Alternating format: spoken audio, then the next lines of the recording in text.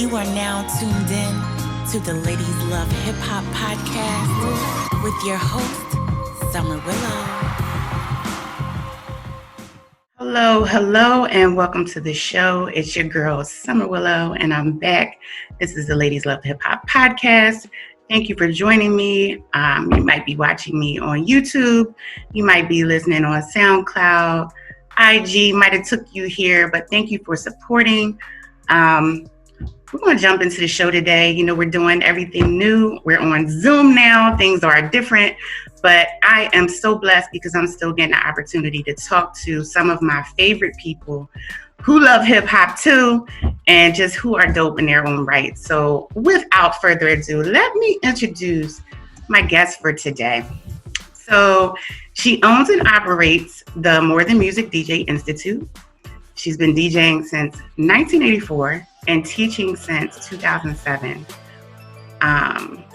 This beautiful DJ grew up in Philly, left for a bit, and came back in 2000 in hopes of growing as a DJ.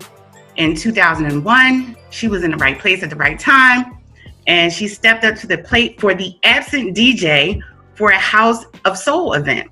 And since then, our beloved John Barber has had her spinning for the likes of Marsha Ambrosius, Eric Roberson, Glenn Lewis, Jadakiss, Styles P, Lenny Williams. Need I say more? She's the first female DJ as a mixer for 3 years on Tiffany Bacon's show Inner City. And in her DJ past, she was a DJ for Rain Corporation and a dealer for Sony, Pioneer, Rain, Behringer. I mean, the list goes on. She's currently working on something else new that I'll let her tell you about. But without further ado, I would like to introduce to the show my friend, DJ Lisa Love. Hi, Summer. How you doing? Hey. How are you? I'm fine. I'm so happy to see you. I haven't seen you in so long. It's a blessing just to see you be in the same space as you, if you will. Absolutely. It's a blessing to see you as well.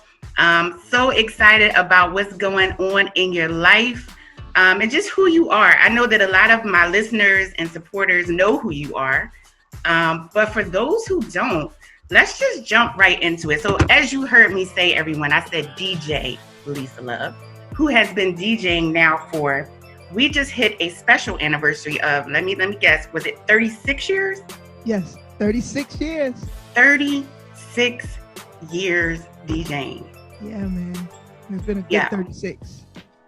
What got you started? Why did you want to be a DJ? I don't know.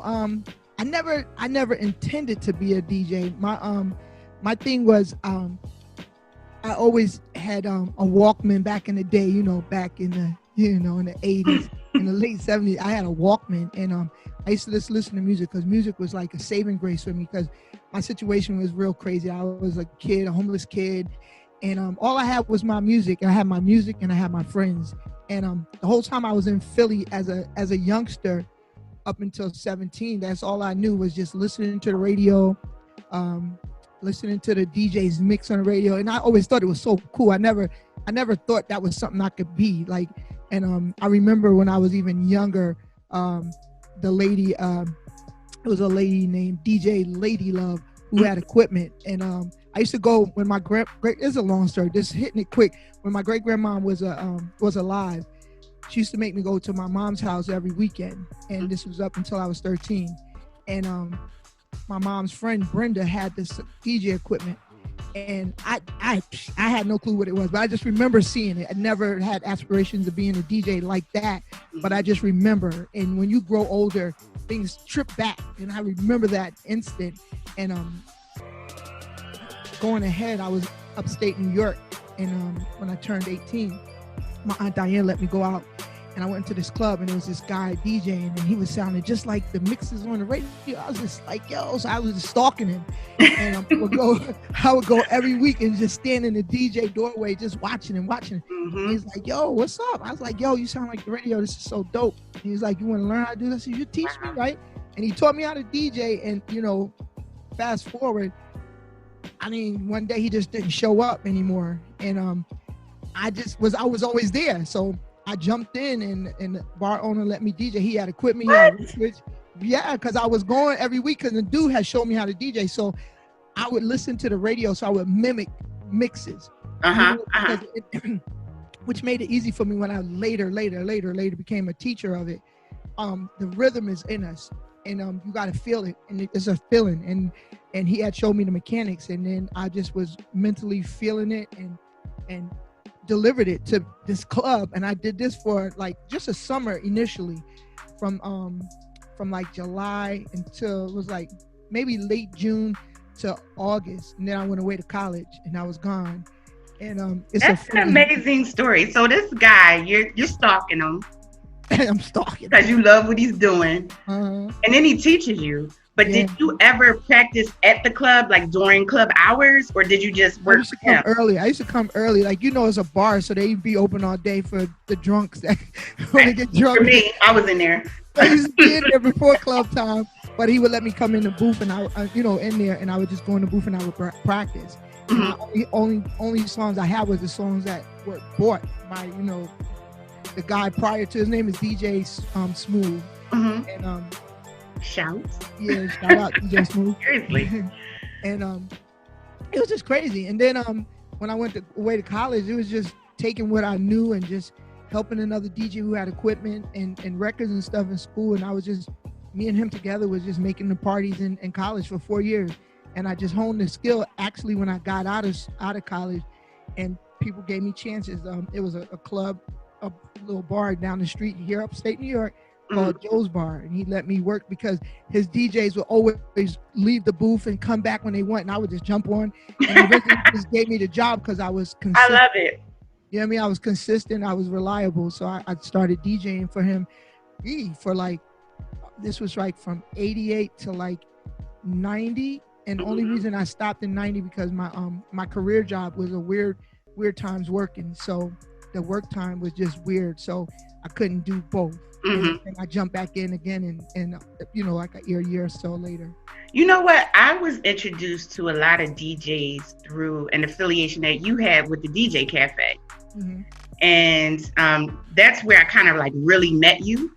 And it kind of opened me up to the world of DJs and just kind of the trajectory of learning how to DJ, getting your first gig, or being able to spin in front of folks, to fast forward, housing some club or, whatever, or having a radio show or whatever. And it's like, I really started to understand, first of all, let's go back. Shout out to the DJ Cafe, because that was a place, a physical space for DJs to come together, share music, open each other up to music, just have a drink together, have a conversation, and then just move a crowd. And we used to do this on my side of town. We were at big ups to Garnett, and was that 40th and Girard? 40th and Girard, yep. At Encore. Encore, yep. And you all would, I started to become a DJ stalker. Like, I was already into music, but I really started to be like, where are you spinning at? And really getting into that culture of DJing. Yeah. You taught a lot of those DJs at the did. DJ Cafe. How many folks have you actually taught over the years? From 2007 to mid like 2016, it was like 1,600 DJs, because I was doing it every day. After work. I worked from 12. I forgot. I done got out that job, so I don't even know. But I used to work till 8 o'clock, and I would come home, and a student would be waiting, and I would have. I taught a lot of. Initially, I was doing 4-week classes, and when I got better at teaching, I was able to teach in 3 hours, and I would have a student every day except Wednesday, and after work they would come, boom, and sometimes I would double up on my days off, which was Friday and Saturday. Thursday and Friday I was off, so I would double up those days with students coming. I might give myself like an hour or two break in between, and I have the next student, and it was like a factory for me, because I knew how to teach well, and once you can explain it well, and they could get it, it's like you push them out. They just got to go do it. And I was always there and still am for anybody has questions, have issues, concerns. I'm still there for them. Well, you're a master teacher. I mean, look at how you came into the game. I mean, you had a love for it. You stalked this guy until he taught you. Yeah. And it's like you gave back through teaching, through the institute, in such a organic and just very real way, because that's really who you are. You're a student and you're a teacher. Oh, and I'm like, who is this DJ Lisa Love? Like when she walks in, everybody's like, oh, dabs, hugs, drinks. She's just like sitting on the side, like, you know. And I'm like, well, who is she? What does she do? And when I found out that you were a teacher, that just speaks volumes. There's a lot of people that try to get into the industry that are selfish and just are out for self. They don't even really love the music that they're playing. They might just be status, or, you know, I don't know, they might be trying to impress somebody. But you can really tell DJs who love music and love other people, because they're there for you, to move you. And every time you spend, I feel something. Thank you so much. Every time. So like, I love people. So I mean, not just with the music, with everything though. I'll give you my whole heart, my whole last, everything. I teach you the game. You know, same thing I do with the t-shirt. Somebody I want to have a t-shirt business, I give them the whole game, the insides, outside, everything. Their resources. I want them to be successful, because it's enough of everything for everybody. Like there's enough people that needed a DJ for everybody to do a party. There's enough everybody wear t-shirts. So there's enough people that can make t-shirts. So everybody have access to a person that makes t-shirts. You know what I mean? Anything you do, you have to share it, and you have to pay it forward, and you have to care about people. Mm-hmm. If you don't care about people, it doesn't matter what you know and your abilities. If you don't care about people and you don't share it, you'll self-destruct, basically. Absolutely. It's a mindset. It's a mindset that you don't have a impoverished thought process. Right.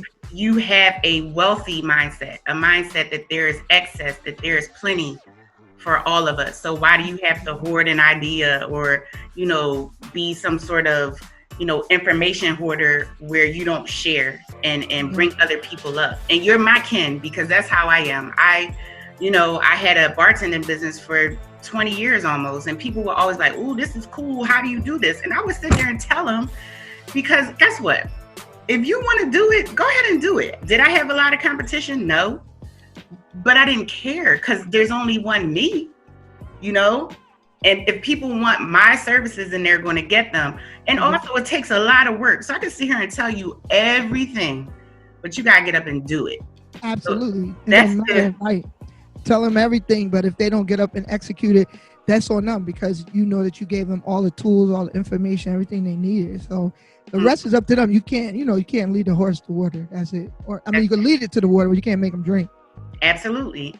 So let's just talk about really quickly. I hate to say it this way, but obviously it's a man's world. We know that. But women have taken DJing, turntablism, to the next level, sometimes surpassing their male counterparts when it comes to their levels of success, and just the spirit in which they do things. And I'm just interested in what the climate was. Like I said, every time I saw you, you were getting mad love, right? But when you were really stepping into the game and, trying to get residencies and move around the city and get jobs, what was the climate for you? I guess I want to say that I was fortunate, because I was running to people that had a heart and was caring like me. Like when I came to Philly, I wanted to, my job, I worked for the Federal Bureau of Prison, and I retired. I did 25 and a half years, and I retired. I have a pension now. So, so I was a recreation specialist. So I taught health, wellness, nutrition, reentry, social skills, and to people that was locked up for 25 and a half years. Did you DJ for them? No. No? No, but I had Deshaun Penn, Deshaun Warren. He came. I got him to come in to perform for the females. Really? That was the dopest thing. Yeah, I contacted him. Like, I got a go from my supervisor, and I said, "Can I get Sean to come in?" Because the females were the ones that were, the most detrimented ones in the facility. And my boss said, "Yeah." I contracted him, sent him his money, and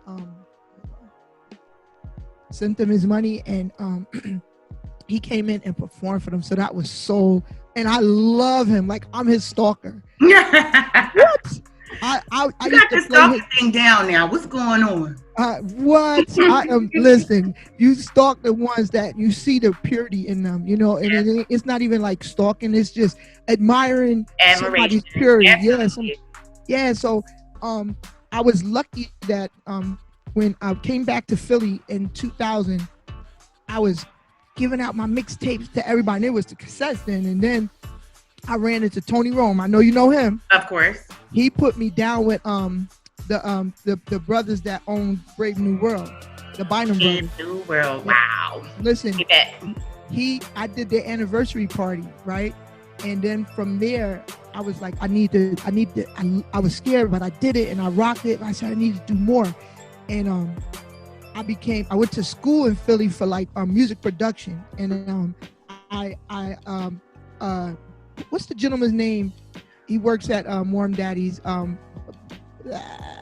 can't remember. Oh, now? No, they're like managers there. They wear the suits and stuff. My mind is just absent right now, but I went to this guy and he let me do the sound for John Barber's event. Mm-hmm. But I didn't know John Barber. I just was doing the sound, setting up the mics and making sure the DJ booth everything was ready. And I did that for like several weeks. And then one day, like you said, the DJ was like, I ain't coming back. I'm not coming back here. But I don't know him. I don't know nobody. And I was like, he's not showing up. I'm going to have my stuff. So the next week, I had my records in the car. I came in to do the thing. The DJ never showed up. And Tia, I love Tia. That's my best friend. You know Tia Hardy, right? I know Tia. She was the manager. She was the producer for Tiffany's show. Hi, Tia. Tia was the manager, the producer for Tiffany Bacon's show back then. Now she has It's Hair Honey hair salon. Okay. In Philly. It's called It's Hair Honey. So she I went to her because I knew she was like, part of setting up everything. I was like, excuse me, if the DJ doesn't show up, I have records and I'm a DJ. She's like, oh, okay, that's so cool. So she tells John. John's like, I don't know her. Like, he called everybody in the city. He must have made a thousand calls. Mm-hmm. And couldn't get no DJ to come. Philly. You know how we are. He couldn't find no DJ. So he was like, just let her go. And so Sadiq came in. He got my records out the car for me. He stood at the booth with me with like this. Mm-hmm. Like, yo, you better do right. Man, I rocked it. And from then, John put me down with him. And all those years, I was just spinning. He was putting me in those positions to DJ. And he was putting me in the VIP room. And the celebrities would be coming in there and I would DJ. He just had me in that position. And I love Active because Active put me down with DJing on the computer. Because John said, yo, love, you're going to have to get with the computer. You got to get records. Yeah, all these records you got, you're going to have to get up to time. And I was like, John, I don't know nothing about it. So he put Active on me. Active, I bought I got an iBook. Mm-hmm. And Active showed me how to use everything with the computer. He set my whole thing up and taught me how to actually use all that stuff. Mm-hmm. And, who were you using? Serato? I was using Serato since it came on. I still use Serato because Serato, it's been good to me too. Yeah. And he showed me that, and from there I was just rocking. So when you asked me how was it, I didn't never really have to struggle to get gigs because I was down with John. And I was part of his team that whole time from 2001 to 2012. I fell off a little bit because my Aunt Diane, who had raised me up here, she had died.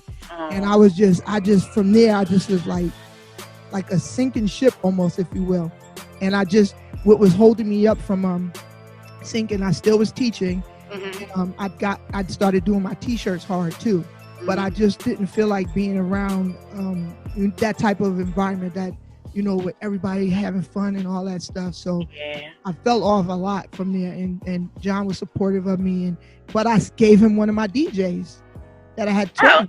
I was like, listen, I can't do it, but listen, I got so many DJs I can't remember. Okay. It was like a female DJ. I ain't even gonna lie. I taught so many people Summer. I can't remember everybody's name. 1,600. I mean, come on. You can't but remember everybody. She would fit that situation, and I brought him to her, and she did that event for him. And then from then, a lot of people, he started accessing different DJs and stuff. Active is his main DJ, and but Active has been good to me. I love Active, and like I said, he taught me that whole Serato thing. And shout out to DJ Active. He's doing his thing, man. Check. All right. Well, I mean, I think that your story points out a lot of those really good stories that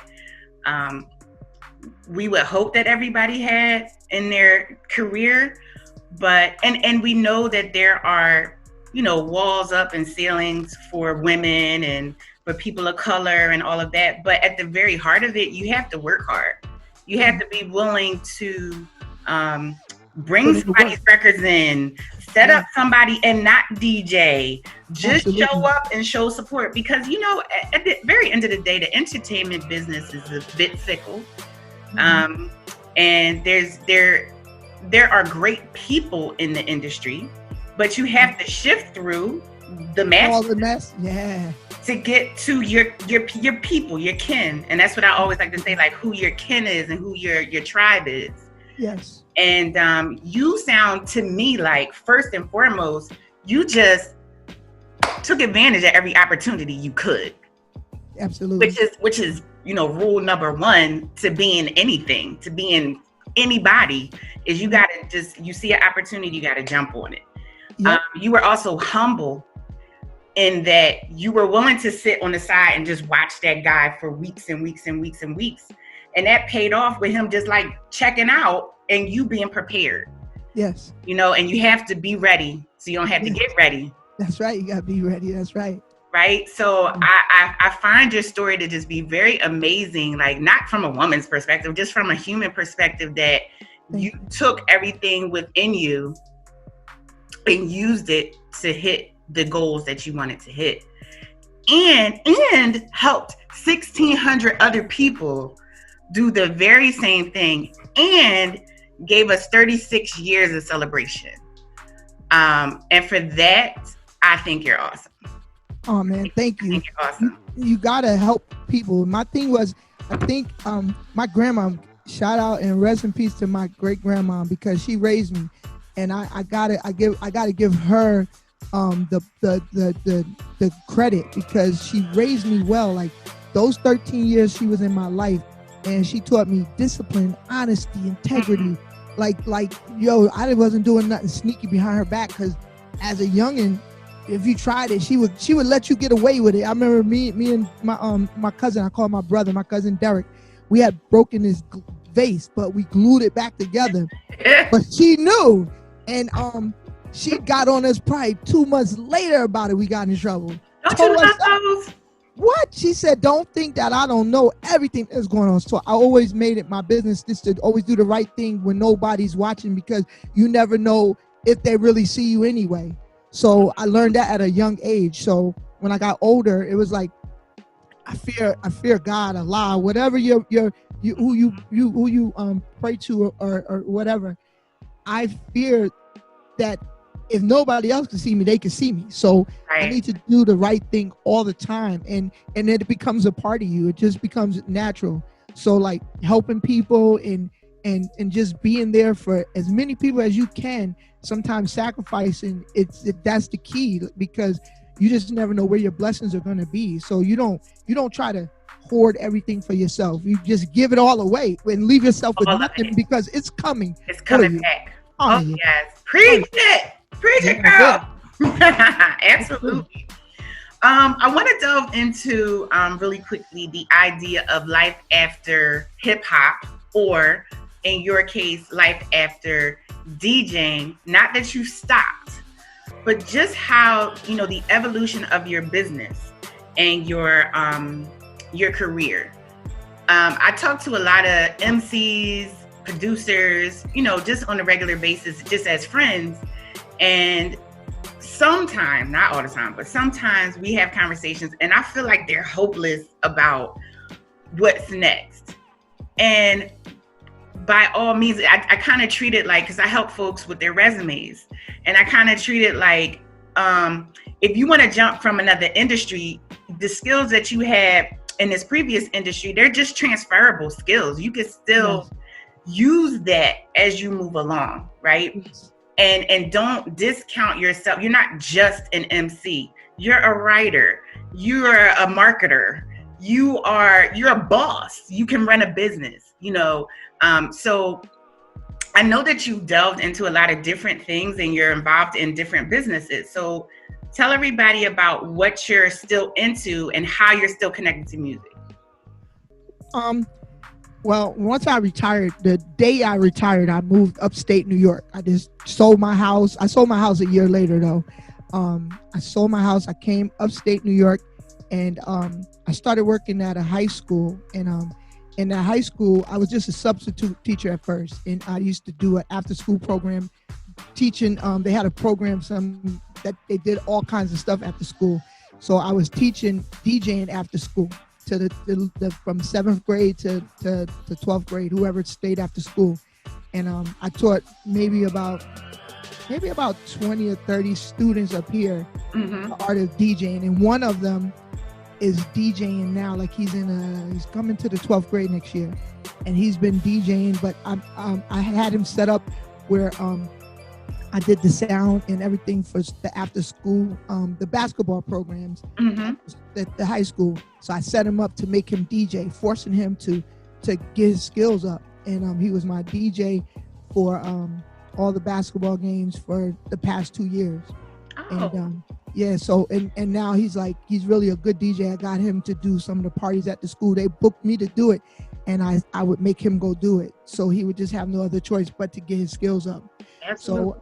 So I was doing that, and then I got hired full time because I was a sub one day in the in-school suspension room, and the principal told me to go get my teaching assistant certification. He had something for me, so he called me a couple days before school started that following September, and he gave me the job as character education. And I teach the kids who get in trouble. They come to me. I teach them better ways of self-managing, better ways of being respectful and not getting in trouble. Teaching them alternative ways. I'm also responsible when they're in there to make them, get their schoolwork done for the day for the other teachers and stuff. So I'm still there. So I get tenured September. I got a letter from the school, so I get my tenure in September. Congrats. Thank you. But also with all of that, I started a t-shirt business in 2014, and now it has grown, and that's like I'm making good money making t-shirts. I have contract for the high school that I'm at. I have a contract where I do a lot of their shirts, but I do churches shirts. I do family reunions, and then just t-shirts. You know what I mean? Like I do different companies. They have t-shirts, and then I started doing masks for a lot of companies, and it just that turned into like a profitable business. And it wasn't my intention. I was just making t-shirts for my my DJ graduates. See, once again, fell in line with the opportunity, just giving back, and look what happened. Yeah, but what's funny what you say, how people don't give back. It was a gentleman that he makes t-shirts, and he lives in New York City, and I saw his t-shirts, and I was like, man, listen, I want to pay you. Can you come up with a design and I want to make some shirts for my students. And he was, and I talk about him to his face. He was like, I got you. He had got me to death, and he never made my shirts. And but he's still my friend, and he was my friend up and even not getting the shirts. And one day he invited me to the city for my birthday. Him and his wife, his girl, and he took me all around New York City. Took me out to eat, and he's my real homie, right? But your real homie sometimes ain't the one that you go to. So he he was bragging about all his t-shirt equipment. He made a mistake and showed it to me. I took a picture of everything. How? And then I researched it, and then I found somebody to train me how to use it. And again, Tia, my best friend. Hey, Tia. Tia. Right, Tia is the truth. Let me tell you, I love her to no end. I told her, I said, Tia, I bought this equipment to make t-shirts and stuff. Man, she got me an order right away. I said, Tia, for I can't think of her name either because that's all on the side. But she wanted me to do this community t-shirt for this lady who has this big community. I said, Tia, I don't know how to do it. She said, you got a month. You'll get it done. I believe in you. Right? I was like, so she used to come over there and sit there and critique me and this is what you got to do, that what you got to do. She ain't know nothing about making t-shirts, right? And once I got good, man, she was getting me shirt contracts and all kinds of stuff. And guess what I did? Taught her the whole t-shirt game. Of course you did. She got her own t-shirt company too. She do it now, make t-shirts for her hair salon and stuff. Man, of course you did. You got to do it, man, because it's been so good to me. And as far as DJing, I still DJ. I've done a couple of what do you call these Zoom parties, and I still got my equipment. I never parted with it. I got 4 turntables. I got 2 controllers. I got 2 mixers. I'm not parting with my stuff, and I got one. I got my 2 turntables set up, my controllers set up, and but I think that's what. And then I do water ice. Like I'm upstate New York, and there's nobody who sells Philly water ices up here, so I go back to Philly. Like I'll get somebody. I ain't gonna lie. Get somebody to meet me halfway. Right? Meet me halfway with the buckets, and I sell water ice up here, and I go out and I be out, sell a bucket a day. I be out for like an hour and a half, no longer than 2 hours, and I sell that one bucket every day. And I've been trying to get people, don't get me wrong, I've been trying to get people like, yo, you want to make some money? I get you a bucket I give you a bucket to start off, and after that you got to buy your own buckets. Nobody wants to do anything. I opened up a whole DJ school up here somewhere. I was offering lessons for $2 a lesson for kids, and nobody come. One kid, I taught this one kid up here, like I'm talking about outside of the high school. Right. I'm talking about outside. It was this one kid I taught him.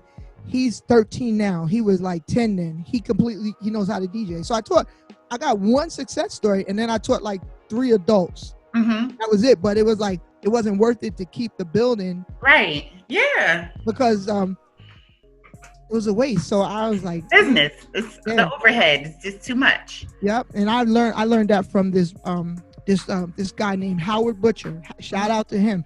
He is a successful businessman, and my grandma used to work for him when she was alive. She used to clean his house and stuff. And I just remember him. I was a little kid, and I found him as an adult, and I thanked him. And then I just asked him, I wanted to meet with him to make sure that I was running my DJ school correctly. And he invited me to some big old fashionable restaurant up there in the main line. And I showed him, I brought all my paperwork. I had my entity with my my LLC and stuff. And I showed him how many students was coming through, and I showed him all my paperwork, right? And I said, I want to get a building and this, that, and the other. And he told me, he said, the only thing, he said, you're doing 2 things wrong. He said, the first thing you're doing wrong is you're not charging enough. And then he said, the second thing, he said, you don't need to get a building because it's working. You have a home studio. That's all you're doing there. He said, don't waste your money on the overhead because it's working. People are coming. Yep. He said, and I told him what I had in place for safety measures. I had cameras. I did background checks on every student before they came, so I knew where they lived and if it was real. I knew everything. He's like, you were doing everything good, so you don't have to change anything except raise your prices. And I was like, raise my prices? Ain't nobody gonna come. But I had to remember who my market was. My market, I didn't have a target market, but my market became doctors, lawyers, pharmacists, firefighters.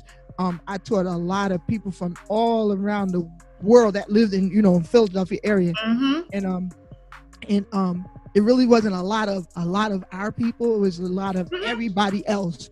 And I was like, let me try it. So initially I had this class. It was a four-day class.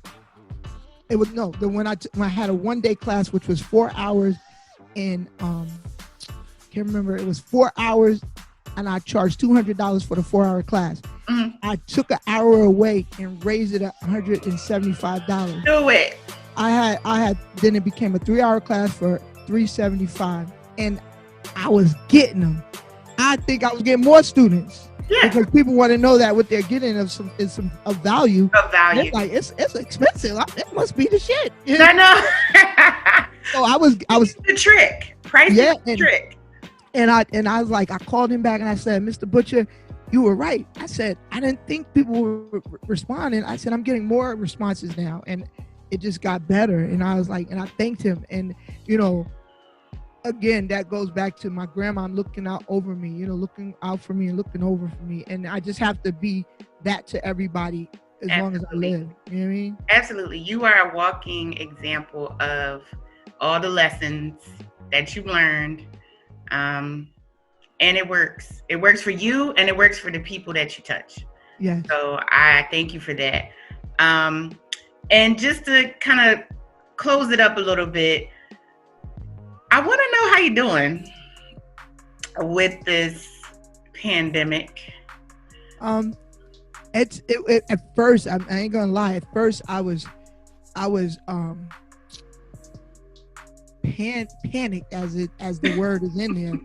I was panicked, and I was depressed, and I was afraid, Mm-hmm. and now I'm. And it's crazy because we had to go to the school after like a month being on quarantine to get everything out of there because we weren't coming back for the year. And when I went into the building, I was all covered up and everything, but I was scared. And the principal saw me and she said, Lisa, go back home. You're okay. Don't worry. We'll take care of your classroom for you. I was like, thank you. And I ran back and I was in the house like, no. So, and then I began to be super careful and cautious while this pandemic is on, and I'm afraid for all the people who are reckless and now I'm afraid in a different way. I'm not afraid because they're not affecting me, but they're affecting the livelihood of themselves and the world, because now it seems like it's going backwards again. New York was still in a safe place because Cuomo did everything carefully, and I was watching other states that opened up. It's just going backwards, and it's ridiculous. So how am I doing? I'm doing fine because I do the same thing every day. I'm consistent. I'm in the house. Yeah. I come in before dark because I think I always tell my grandson, the zombies are gonna get me. I have to be home before it gets. Zombies are real. Look, he said, Nana, don't leave. I said, look at it. It's getting dark. He said, oh yeah, Nana, you got to go home so the zombies don't get you. So, but, he's funny, but, how am I doing? I feel I'm doing okay because, I still try to help people. Like, I don't know, just whatever. Like, I was delivering food. I still do it for every other Thursday. Tomorrow they have it. What's that called? The Meals on Wheels. Yeah, something like that. But it's I know what you're talking about. Yeah, they give out food. The food pantry. Okay. I go every whenever it is, and I deliver to 2 families that I know can't get there, and one that's super afraid still to come out. So I make sure that they have their food. And before the pantry got opened back up, I was actually buying food from my own money, like buying them food, buying them all the stuff they need, cleaning stuff, trash bags, paper towels, toilet paper. Like every time, and this one store would let me get double because they knew I was doing it for another family. Oh, that's good. Yeah, so you just gotta. How am I doing? I'm doing okay because I'm just cautious now, and I knew a couple people that passed away. I knew a couple people that got sick, and when they did, I stepped in and was just bringing them and leaving them boxes of food on their steps so they can get it. Yeah. I just try to be helpful wherever I can, and that keeps me going. When I was just in the house scared, I was faltering mentally. Yeah. And as soon as I was unafraid to come out, and I did it carefully, it got better for me. Like, and I started selling masks. You know what I mean? I'm like, Like, I'm getting in it. Look, forget it. I'm jumping in it. Yeah. So it's like I Yeah. made a business out of it. And, you know, I would see people that was in the streets and have masks. I just give them out. Like, it's just got to be everything for everybody, whatever they need. And that's what it is. And I think I'm a person that needs to let people know that I got you when you don't got yourself. And long as I could be helpful for people, that makes me feel good. And you know, again, that's my grandma, because she would do the same thing. I would watch my grandma do stuff. She'd give her laughs all the time. And you know, that's instilled in me. She taught me that. So I still do that. And I love people, and I'm gonna still help them, and still, you know, do the live. Lisa, you're just like, you're all around great person. And I want to thank you for just your vibe. Like, your vibe is right. Your vibe is always right. And when it translates from a conversation with you to when you spin. Like, when you spin, it's like I go to another hemisphere when you spin. And I feel connected to everyone in the room. And you're so dope that I felt connected to everyone in the room on a Zoom or what was it, Instagram Live. That was just like watching you, that move you got. I can't do it, but you got like move that you do when you're spinning. When I see that, I'm just like, it makes me do it. There's somebody else like that who has this bounce that just it's contagious. Queen Joe. I don't know if you've ever seen or heard her, but when she performs, she got this bounce that she does with every song. I don't care what it is, and she just and I'm just doing it too. Like, oh yeah, because if you play your songs that you play are purposeful as you play them, that means you're connected to them. So if you feel it, you want your audience to feel it. Yeah. You're one of the good ones, Lisa. Thank you. I love you, man. Absolutely. I love you too. And I where can people find you or your businesses? Plug yourself. You could. I always tell people that's where I get a little cocky. Google me. Google me, yo. Google me. DJ Lisa Love. But all seriously, you could. I'm on Instagram. I'm at DJ Lisa Love. And my t-shirt company, I'm at Remedy Tees with a Z at the end. And then the MTM DJI, the Morning Music DJ Institute, I have a IG also. And far as the t-shirts, I have a website, but I also have Facebook for Remedy Tees. Remedy Tees by DJ Lisa Love is on Facebook.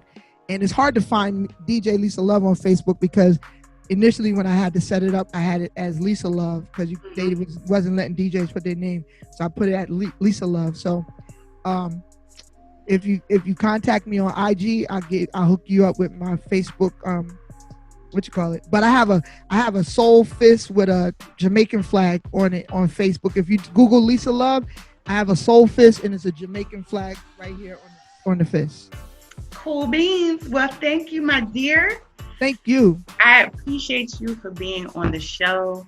I want to thank the listeners and supporters of the Ladies Love Hip Hop podcast for always being with me and showing me love.